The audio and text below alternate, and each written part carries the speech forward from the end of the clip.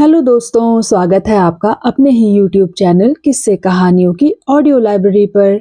आज की कहानी का नाम है कालू का हृदय परिवर्तन। तो चलिए शुरू करते हैं आज की कहानी। कालू गीदड़ ने अपनी चालाकी से जंगल की बुजुर्ग लोमड़ी को शेर के हाथों क्या मरवा दिया कि वह तो अपने को जंगल का राजा ही समझने लगा।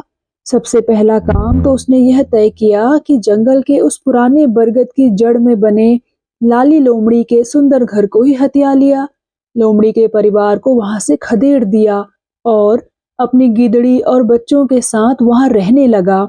लाली लोमड़ी ने खो में खाने पीने का काफी सामान इकट्ठा कर रखा था। शेर चीते के भोजन से बचा सूखा मांस, तरह तरह के फल, मेवे तथा शहद आदि से उसकी खोप पटी पड़ी थी। घर के साथ साथ खाने का ऐसा विशाल भंडार पाकर कालू के तो मानो भाग्य ही खुल गए। लेकिन कालू था बड़ा स्वार्थी। वह मुफ्त में हाथ आई इस सामग्री में से किसी को रत्ती भर चीज नहीं देता था। दूसरों को दिखा दिखा कर खाता और आनंद लेता। मौका पाने पर कालू दूसरे पशुओं को सताने से भी बाज नहीं आता था। जरा जरा सी बात पर उनकी पिटाई कर देता था। अपनी खोह के पास किसी को फटकने नहीं देता था। उसकी इन्हीं सब आदतों की वजह से बंदर, खरगोश, लोमड़ी, हिरन, गिलहरी तथा अन्य पशु पक्षी उससे चिढ़ते थे। लेकिन उसका विरोध करने का साहस किसी में न था। लाली लोमड़ी के मामले में उसका पराक्रम देख जो चुके थे। एक दिन कालू के पड़ोस में रहने वाली गिलहरी का बच्चा छोटू बहुत बीमार पड़ गया। सुबह से ही उसे उल्टियां हो रही थी। शरीर बुखार से तप रहा था। सभी जानवर गिलहरी के घर पर इकट्ठा थे और बच्चे का हालचाल पूछ रहे थे। बच्चे की तबीयत खराब ही होती जा रही थी। उस जंगल के वैद्यराज थे एक खरगोश। उन्हें तुरंत बुलाया गया। आकर उन्होंने छोटू की नब्ज टटोली और चिंतित स्वर में कहा, बच्चे की नब्ज बहुत धीमी चल रही है। यदि इसकी जान बचानी है तो इसे तुरंत शहद चटाना होगा। यह सुनकर गिलहरी रोने लगी। अन्य जानवर भी परेशान हो गए। यह बात सब जानते थे कि कालू के पास शहद की कोई कमी नहीं है, पर साथ ही वे ये भी जानते थे कि कालू से शहद प्राप्त करना उसी प्रकार असंभव है जैसे रेत के कणों से तेल निकालना। तभी झबरू बंदर ने कहा, अरे कालू से मांगकर देखने में हर्ज ही क्या है। जब हम उसे छोटू की तबीयत के बारे में बताएंगे तो वह अवश्य शहद दे ही देगा। आखिर उसके भी तो दो छोटे छोटे बच्चे हैं। झबरू की यह बात सबको पसंद आई।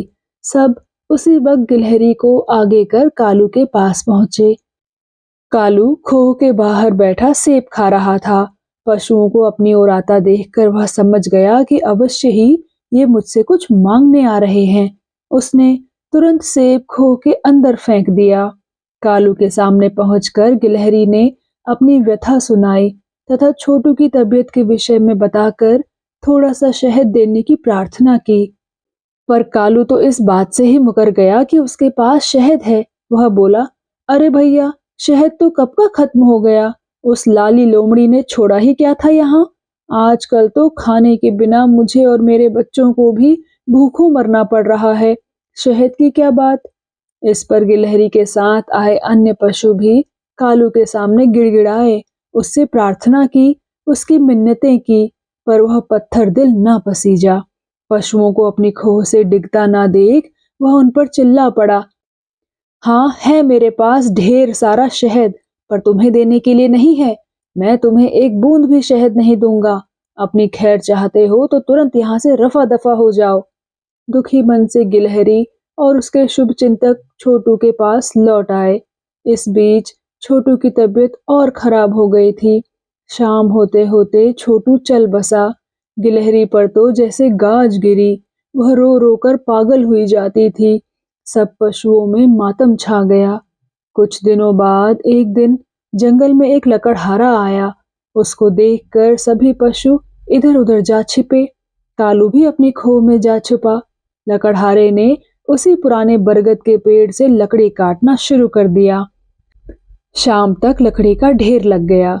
लकड़हारे ने लकड़ियों का गट्ठर बांधा और फिर एक बीड़ी जलाकर वहीं बैठकर सुस्ताने लगा। चलने को हुआ तो जलती हुई बीड़ी का टोंटा वहीं फेंक दिया। टोंटा सूखी घास पर जा गिरा था, जिससे घास ने आग पकड़ ली। धीरे धीरे आग कालू की खोह तक जा पहुंची।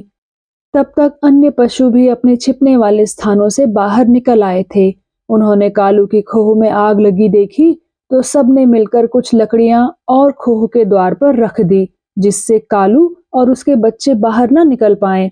आग के जोर पकड़ने के साथ ही कालू और उसके बच्चे चिल्लाने लगे। तभी गिलहरी भी वहां आ पहुंची। उसने यह दृश्य देखा तो वह सब पर बहुत नाराज हुई और उनसे कालू और उसके बच्चों को बचाने के लिए कहने लगी। इस पर सब एक स्वर में बोल पड़े, नहीं, इसे मर जाने दो। सबको बहुत सताया है इसने। वह दिन याद नहीं जब छोटू के लिए इसने जरा सा शहद तक नहीं दिया था, जबकि उसकी खोह में शहद भरा पड़ा था। यह सुनकर गिलहरी चिल्ला पड़ी, बोली, जो हुआ सो हुआ, पर अब हमें इसकी और इसके परिवार की रक्षा करनी चाहिए। इतना कहकर वह फुदक फुदक कर फैल रही आग की परवाह न करते हुए खोह के द्वार पर रखी लकड़ियों को हटाने की कोशिश करने लगी। उसको ऐसा करते देखकर अन्य पशुओं ने भी अपनी गलती समझी और उसकी सहायता में जुट गए। थोड़ी ही देर में उन्होंने कालू और उसके बच्चों को सकुशल खोह से बाहर निकाल लिया। उस समय कालू की आंखों में पश्चाताप के आंसू तैर रहे थे। वह गिलहरी से आंखें नहीं मिला पा रहा था। उसने द्रवित स्वर में गिलहरी से क्षमा मांगी और कहा कि वह अपने किए पर बहुत शर्मिंदा है। इसके बाद कालू में बड़ा परिवर्तन आ गया। वह सबके साथ हिल मिलकर रहने लगा। फिर अपनी चतुराई और उदारता के बल पर सचमुच ही वह जंगल के उस भाग के पशुओं का मुखिया हो गया। तो दोस्तों, देखा ना आपने, जो काम हम ताकत के बल पर नहीं कर सकते, वही काम हम सरल हृदय से, सरल व्यवहार के द्वारा आसानी से कर सकते हैं। कैसी लगी आपको ये कहानी और आपने इस कहानी से क्या सीखा? कृपया कमेंट सेक्शन में आकर जरूर बताइएगा। मैं मिलूंगी आपसे ऐसे ही किसी और कहानी के साथ। तब तक के लिए धन्यवाद।